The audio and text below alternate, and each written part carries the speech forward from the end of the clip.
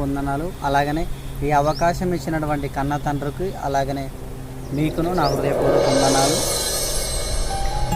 దేవుడు మొదటిగా ఆయన మర్మము ఎవరికి చెప్పి ఉన్నాడు, అసలు ఎవరితో పంచుకున్నాడు అని మనము చూడగలిగితే, మన రహస్యాలను మనము ఎవరితో పంచుకుంటున్నాము? ఆత్మ సంబంధులతోనా, లేకపోతే శరీరానుసారంగా ఉన్నటువంటి లోకంలో ఉన్నటువంటి వారితో మన రహస్యాలను పంచుకుంటున్నామా? ఒకసారి మనలో మనమే పరిశీలన చేసుకున్నాము. ఎందుకు అని ఈ మాట మనము చూడగలిగితే, మనము ఎందుకు అంటే లోకంలో ఉన్న మనము లోక ఆశలలో లోక వాంఛలతో మనం నిండిపోయిన ఈ దేహంలో మనము మొదటిగా ప్రాధాన్యత ఎవరికి ఇవ్వాలి? దేవుణ్ణిలో ఎవరైతే యవన బిడ్డలైనా, ఒక యవన స్త్రీ అయినా, యవన పురుషుడైనా మంచిగా ఎదుగుతూ ఉంటాడు చూసారా దీనివల్ల, వాళ్ళకి మీ రహస్యాలను చెప్పుకోవడానికి ప్రయత్నం చేయాలి దీనివల్ల. ఎందుకంటే లోకంలో ఉన్న వాళ్ళతో స్నేహం చేసిన, లోకస్తులతో మీ రహస్యాలను చెప్పుకున్న వాళ్ళు వాళ్ళ హృదయంలో పెట్టుకోరు దీనివల్ల.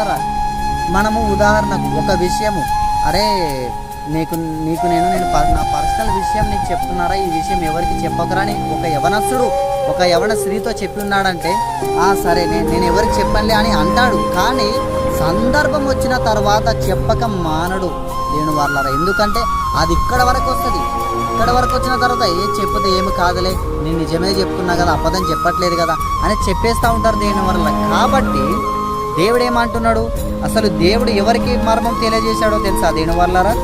మనము దావీదు రాసిన కీర్తనల గ్రంథము 25వ అధ్యాయము 14వ వచనం మనం చూడగలిగితే, యెహోవా మర్మము ఆయన యందు భయభక్తులు గల వారికి తెలిసే ఉన్నది, ఆయన తన నిబంధనను వారికి తెలియజేతును. చూడండి దీనివల్ల యేసుక్రీస్తు వారే ఎవరికి తెలియజేస్తున్నాడంట?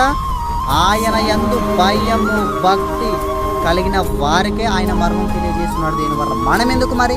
మనము అసలు దేవుడు అంటే తెలియదు, ఆత్మీయులు అంటే ఎవరో తెలియదు, లోకానుసారులు ఎలా ఉంటారో మనకి తెలియదు. మనం ఎందుకు చెప్పుకోవాలి రహస్యాలు?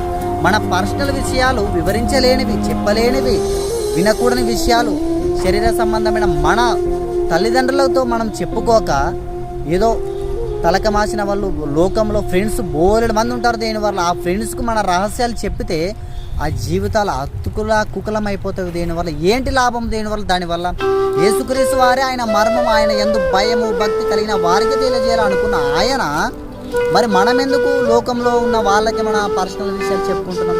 మన తల్లిదండ్రులకు చెప్పుకోవచ్చు కదా. మన తల్లిదండ్రులకు చెప్తే ఏమైనా తప్పైతే సరిదిద్దుతారు, ఖండిస్తారు. ఒకవేళ కరెక్ట్ అయితే మనల్ని కరెక్ట్ వేలో నడిపిస్తారు దీనివల్ల. కాబట్టి ఇంకొక మాట, యాకోబు గ్రంథంలో 4వ అధ్యాయం 4వ వచనం, వ్యభిచారులారా, లోకంతో స్నేహం చేసే ప్రతి ఒక్క యవనస్తుడైనా, యవన స్త్రీలైనా, ఎవరైనా సరే దేవుడు ఏమంటున్నాడు? ఆయన చట్టం, వ్యభిచారులారా, ఈ లోక స్నేహం వైరమని మీరు ఎరుగరా అని అంటున్నాడు.